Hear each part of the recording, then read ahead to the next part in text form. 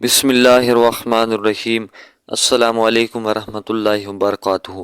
معزز ناظرین، حبشہ بن جنادہ رضی اللہ عنہ بیان کرتے ہیں، رسول اللہ صلی اللہ علیہ وآلہ وسلم نے فرمایا، علی مجھ سے ہیں اور میں ان سے ہوں، اور میری طرف سے کوئی ادائیگی نہ کرے سوائے میرے اور علی کے۔ میں جس کا دوست ہوں، علی اس کے دوست ہیں۔ عمران بن حسین رضی اللہ عنہ روایت کرتے ہیں، نبی صلی اللہ علیہ وآلہ وسلم نے فرمایا، علی مجھ سے ہیں اور میں ان سے ہوں، اور وہ ہر مومن کے دوست ہیں۔ سر بن حجیش رضی اللہ عنہ بیان کرتے ہیں، حضرت علی رضی اللہ تعالیٰ عنہ نے فرمایا، اس ذات کی قسم جس نے دانے کو اگایا اور ہر ذی روح کو پیدا فرمایا، نبی امی صلی اللہ علیہ وآلہ وسلم نے مجھے عہد دیا کہ مومن شخص ہی مجھ سے محبت کرے گا اور صرف منافق شخص ہی مجھ سے دشمنی رکھے گا۔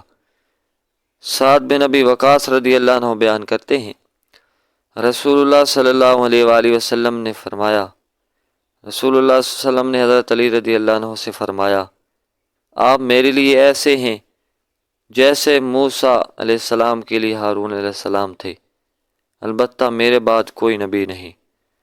ابو سلمہ رضی اللہ عنہ سے روایت ہے، عائشہ رضی اللہ عنہ بیان کرتی ہیں، رسول اللہ صلی اللہ علیہ وآلہ وسلم نے فرمایا، عائشہ جبرائیل تمہیں سلام کہتے ہیں۔ انہوں نے فرمایا، وعلیہ السلام ورحمۃ اللہ، اور انہوں نے فرمایا، جو چیزیں آپ دیکھتے تھے وہ مجھے نظر نہیں آتی تھی۔ عائشہ رضی اللہ عنہا بیان کرتی ہیں، رسول اللہ صلی اللہ علیہ وآلہ وسلم نے مجھے فرمایا، تم مجھے خواب میں 3 راتیں دکھائی گئی، فرشتہ ریشم کے ٹکڑے میں تمہیں اٹھائے ہوئے ہے، اور اس نے مجھے کہا، یہ آپ کی اہلیہ ہے۔ میں نے تمہارے چہرے سے کپڑا اٹھایا تو وہ آپ تھی۔